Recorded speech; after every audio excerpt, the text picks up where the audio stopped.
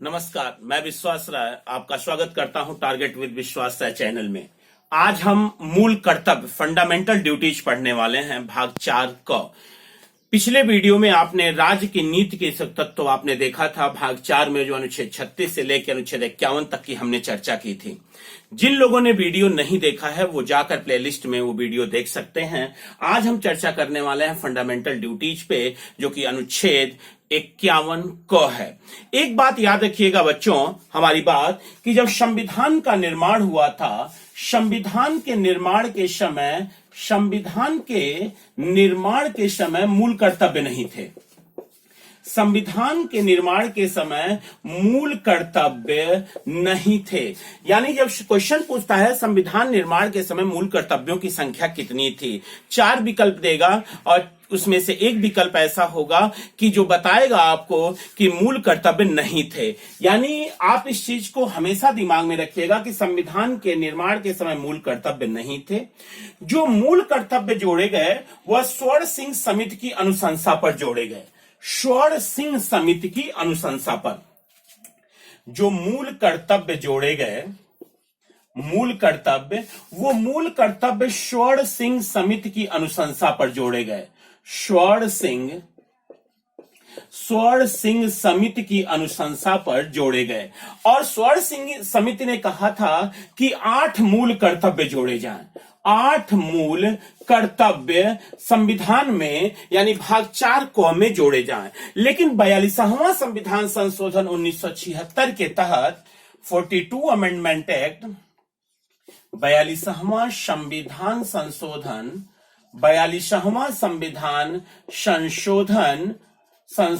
1976 के तहत कुल 10 मूल कर्तव्य जोड़े गए। 10 मूल कर्तव्य जोड़े गए। तो बच्चों याद रखिएगा कि अगर आपसे प्रश्न पूछता है कि मूल कर्तव्य किस समिति की अनुशंसा पर लाए गए थे, तो आपका आंसर होता है स्वर्ण सिंह समिति की अनुशंसा पर लाए गए थे। अगर यहां से प्रश्न पूछता है स्वर्ण सिंह समिति ने कितने मूल कर्तव्यों को रिकमेंड किया था यानी अनुशंसा किया था, तो आपका आंसर होता है कि कुल 8 मूल कर्तव्य की अनुशंसा की थी। लेकिन 10 मूल कर्तव्य जोड़े गए। थोड़ा सा इसमें संशोधन कर दिया गया और स्वर्ण सिंह समिति में थोड़ा सा संशोधन करके 42वां संविधान संशोधन 1976 के तहत 10 मूल कर्तव्य जोड़ दिए गए। और बच्चों याद रखिएगा कि वर्तमान में कुल 11 मूल कर्तव्य हैं और 86वां संविधान संशोधन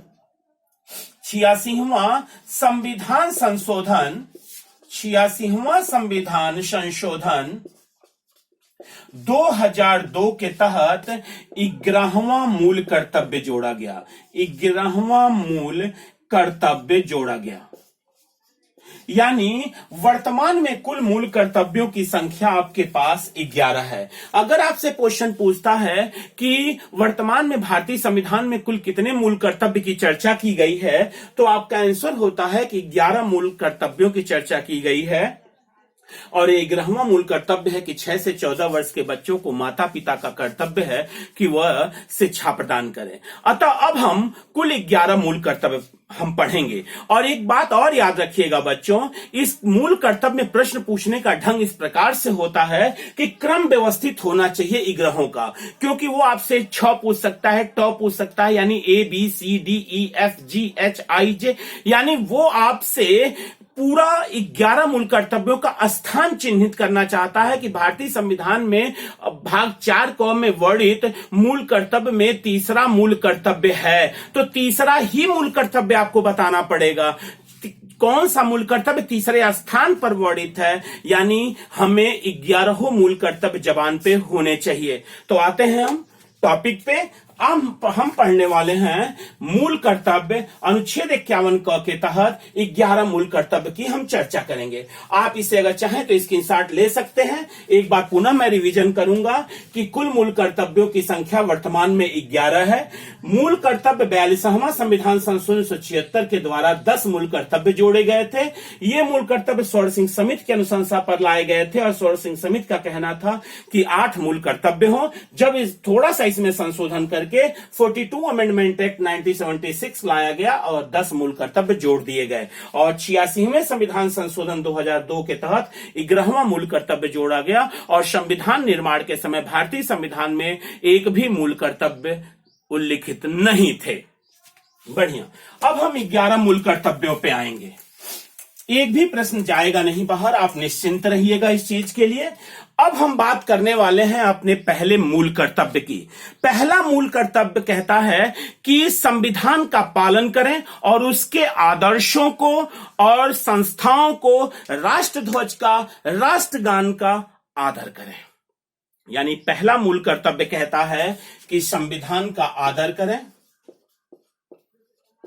संविधान का आदर करें,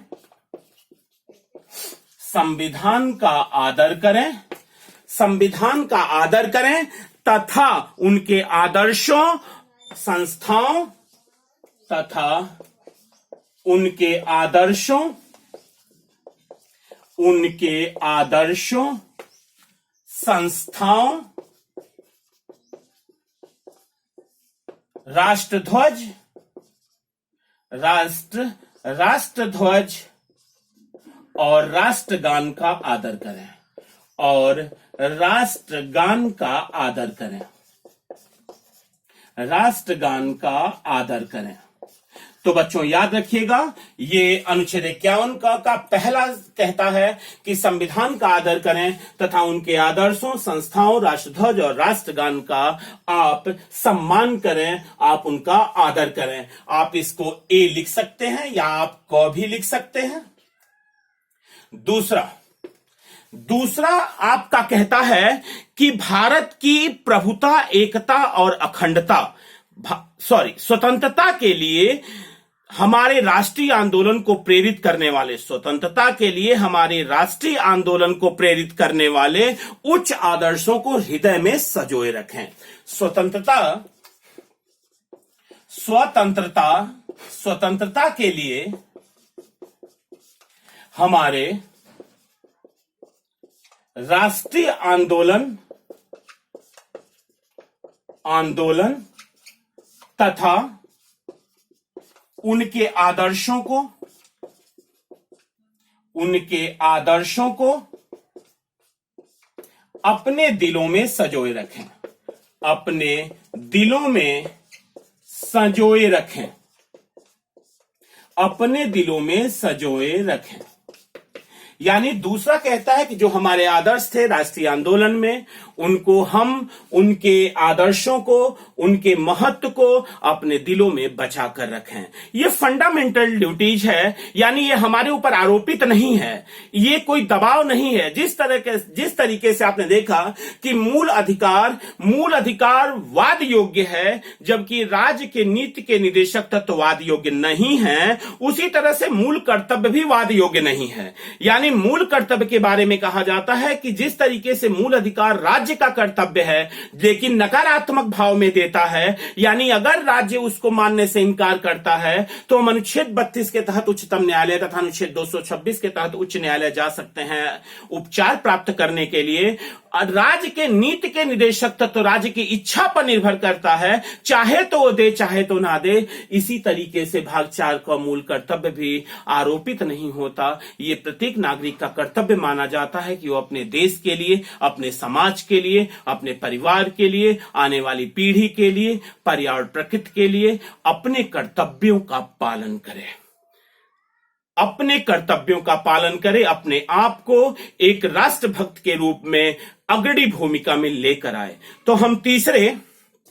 तो हम आते हैं आपके तीसरे मूल कर्तव्य पे। तीसरा मूल कर्तव्य कहता है कि भारत की प्रभुता, एकता और अखंडता, भारत की प्रभुता, एकता और अखंडता की रक्षा करें और उसे अछूट रखें। भारत की प्रभुता, एकता और अखंडता, भारत की प्रभुता, एकता और अखंडता की रक्षा करें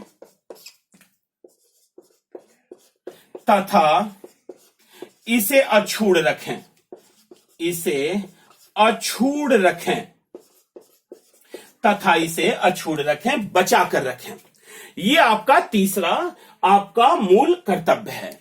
चौथा मूल कर्तव्य जो आता है वो देश की रक्षा करें और आह्वान करने पर जब देश आपको पुकारे तो आप पुनः आगे आने का प्रयत्न करें, यानी देश की रक्षा करें। चौथा मूल कर्तव्य आपका कहता है कि देश की रक्षा करें, देश की रक्षा करें। चौथा मूल कर्तव्य कहता है कि देश की रक्षा करें। अगर हम पांचवें मूल कर्तव्य पे आए तो कहता है भारत के सभी लोगों में समरसता और भ्रातृत्व के भावना का विकास करें। समरसता और भ्रातृत्व की भावना का विकास करें, भ्रातृत्व की भावना का विकास करें, भ्रातृत्व की भावना का विकास करें, विकास करें। हां, समाज में विषाद ना घोलें, समाज में भाईचारे का प्रबंध करें। सब लोग मिलजुल कर रहें और विपत्ति आने पर एक दूसरे की सहायता करें। यही तो था हमारे महात्मा गांधी का न्यासीता का सिद्धांत, जिसमें उन्होंने स्पष्ट किया था कि धन का बंटवारा अंतिम छोर तक जाना चाहिए। अगर गरीबों की हमें मदद करनी है तो हमें न्यासीता के सिद्धांत को एक आधार बनाना होगा। आते हैं अगले टॉपिक पे, यानी आपने देखा कि अनुच्छेद 51 के तहत मूल कर्तव्य में आपने पहला संविधान का आदर करें तथा उनके आदर्शों, संस्थाओं, राष्ट्रध्वज और राष्ट्रगान का आदर करें। दूसरा, स्वतंत्रता के लिए हमारे राष्ट्रीय आंदोलन तथा उनके आदर्श अपने दिलों में संजोए रखें। तीसरा, भारत की प्रभुता, एकता और अखंडता की रक्षा करें तथा इसे अछूड़ रखें। चौथा, देश की रक्षा करें। और पांचवां, समरसता और भ्रातृत्व की भावना का विकास करें, भ्रातृत्व की भावना का विकास करें। अब हम आते हैं अपने छठवें मूल कर्तव्य पे। आपको पता ही है कि हमारे पास कुल 11 मूल कर्तव्य हैं। छठा मूल कर्तव्य कहता है कि हमारी सामाजिक संस्कृति में गौरवशाली परंपरा का महत्व समझें, क्योंकि हमारी जो एक सांस्कृतिक विरासत है उसमें गौरवशाली भूमिका रही है। हमें अपने महाराणा प्रताप से लेके हमें नाज है उन राजभक्तों पर, हमें नाज है उन क्रांतिकारी भाइयों पे, हमें नाज है अपने उस स्वतंत्रता सेनानियों पे, हमें नाज है अपने सामाजिक धार्मिक आंदोलन के प्रेरणाओं पे, हमें नाज है अपने संविधान विदों पे। यानी आपसे वो कहना चाहता है कि उनकी गरिमा को आप बनाए रखें। यानी एक शब्दों में आपसे कहना चाहता है कि हमारी सामाजिक संस्कृति में गौरवशाली परंपरा का महत्व समझें। हमारी सामाजिक संस्कृति में गौरवशाली परंपरा का महत्व समझें। गौरवशाली परंपरा का महत्व समझें, परंपरा का महत्व समझें, गौरवशाली परंपरा का महत्व समझें। अब हमारा सातवां मूल कर्तव्य कहता है कि प्राकृतिक पर्यावरण को, जिसमें वन है, झील है, नदी है, वन्य जीव हैं आदि को, यानी पर्यावरण एवं पारिस्थितिकी का संतुलन, यानी पर्यावरण का संरक्षण, यानी कहता है पर्यावरण एवं वन तथा वन्य जीवों का संरक्षण, वन तथा वन्य जीवों का संरक्षण, वन्य जीवों का संरक्षण, वन तथा वन्य जीवों का संरक्षण। अब हम आते हैं 8वें पे। पहले से अगर हम 19वीं शताब्दी को देखें तो सामाजिक धार्मिक आंदोलन के तहत बच्चों हमारे सबसे पहले हमने अंधविश्वास और कुरीतियों पर पहला प्रहार किया। इसी के तहत हमारा मूल कर्तव्य कहता है कि वैज्ञानिक दृष्टिकोण को समझें। वैज्ञानिक दृष्टिकोण, मानववाद और ज्ञानार्जन तथा सुधार की भावना का विकास करें। यानी वैज्ञानिक दृष्टिकोण, मानववाद और ज्ञानार्जन। वैज्ञानिक दृष्टिकोण,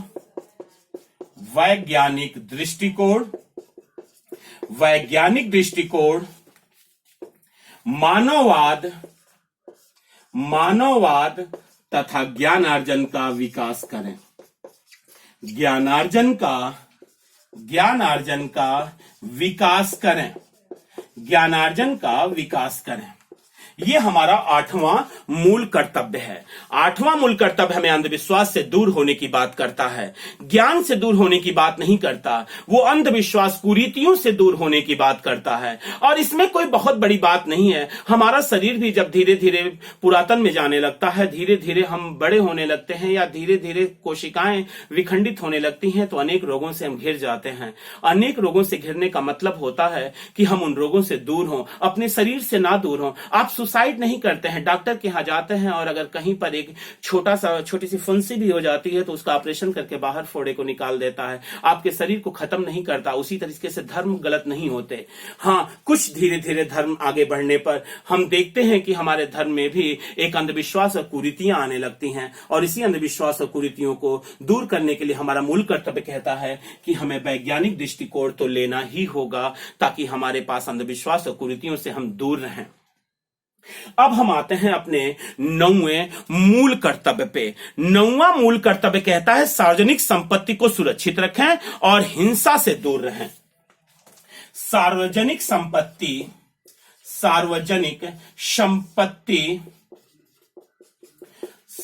संपत्ति के नुकसान तथा हिंसा से दूर रहें। यानी कह रहा है कि सार्वजनिक संपत्ति की सुरक्षा करें, सार्वजनिक संपत्ति की सुरक्षा करें और हिंसा से दूर रहें।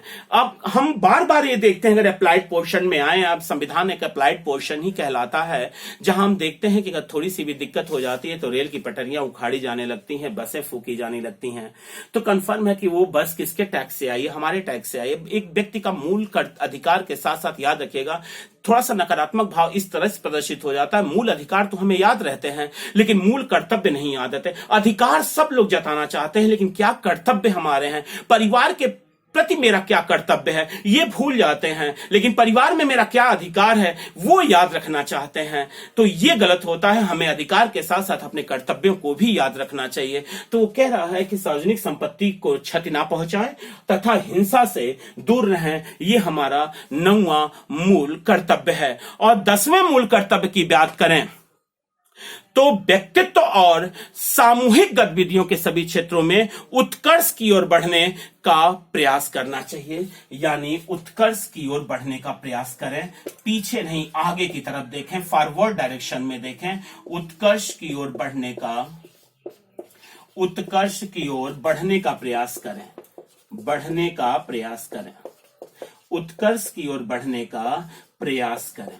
यानी हमेशा आगे की तरफ देखें, अपने देश को आगे ले जाएं। इस तरह के कर्तव्य को महत्व दें जहां आपके देश को एक डेवलप्ड कंट्रीज में हम रख सकें और आपको पुनः उस संसाधन को जुटाने में आपकी सहायता कर सके। यानी एक तरह से शब्दों में हम कहें तो हम इस तरीके से हमें अपने देश की रक्षा सुरक्षा सुनिश्चित करनी होती है, विश्व में अपना यथास्थान बनाना होता है, जहां हमें पुनः विश्व गुरु की पदवी प्राप्त हो सके।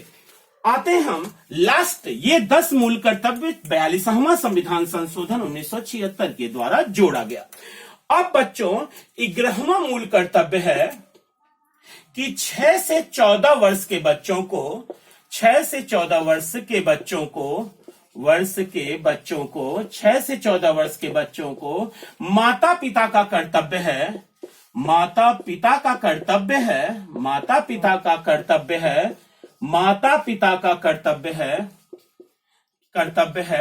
कि उनकी शिक्षा सुनिश्चित करें,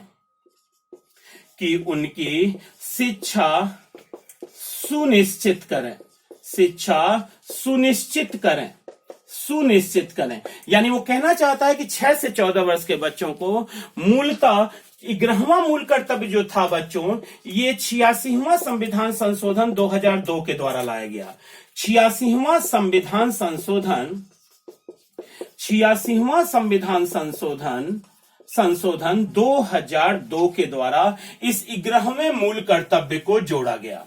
यानी 42वां संविधान संशोधन 1976 के तहत 10 मूल कर्तव्य जोड़े गए और 86वां संविधान संशोधन 2002 के तहत 11वां मूल कर्तव्य जोड़ा गया। और याद रखिएगा बच्चों, इस 86वें संविधान संशोधन में आपको पता है कि मूल अधिकार में अनुच्छेद 21 को जोड़ा गया। राज्य के नीति के निदेशक में अनुच्छेद 45 में संशोधन किया गया और इसी के तहत मूल कर्तव्य में अनुच्छेद 51 आप कह सकते हैं 11वां या 51 क के तहत ट वर्ग जोड़ा गया। ट वर्ग जोड़ा गया यानी 86वां संविधान संशोधन 2002 के तहत इतने अनुच्छेदों में परिवर्तन किया गया जहां 6 से 14 वर्ष के बच्चों को फंडामेंटल राइट दिया गया। राज्य के नीति तत्व में यहां पर 0 से 6 वर्ष कर दिया गया, पहले 6 से 14 था, अब 0 से 6 कर दिया गया। और अनुच्छेद 51 क के तहत ट जोड़ा गया, 11वां ट मतलब 11वां मूल कर्तव्य जोड़ा गया जो 6 से 14 वर्ष के बच्चों को माता पिता का कर्तव्य है कि उनकी सुरक्षा सुनिश्चित करें। ये आपके कुल 11 मूल कर्तव्य हो गए। और एक बात याद रखिएगा बच्चों, पुनः मैं आपसे एक बार और डिस्कस करूंगा कि हमें मूल अधिकार तो याद होते हैं, अपने मूल कर्तव्यों में हम इत्सरी कर लेते हैं। और किसी भी राष्ट्र का उत्थान तभी होता है जब वहां के नागरिकों को मूल अधिकार के साथ साथ अपने मूल कर्तव्य की भी चिंता हो। अतः बहुत ही महत्वपूर्ण एग्जामिनेशन के दृष्टिकोण से भाग 4 का 11वां मूल कर्तव्य, आपने 11 मूल कर्तव्य पढ़ लिए। संविधान निर्माण के समय मूल कर्तव्य संविधान में उल्लिखित नहीं थे। 42वां संविधान संशोधन 1976 के तहत 10 मूल कर्तव्य जोड़े गए और 86वां संविधान संशोधन 2002 के तहत 11वां मूल कर्तव्य जोड़ा गया और वर्तमान में कुल मूल कर्तव्यों की संख्या 11 है। तो आपका मूल कर्तव्य समाप्त हुआ। अब पुनः हम संघीय कार्यपालिका पर आएंगे। तब तक के लिए बहुत बहुत धन्यवाद।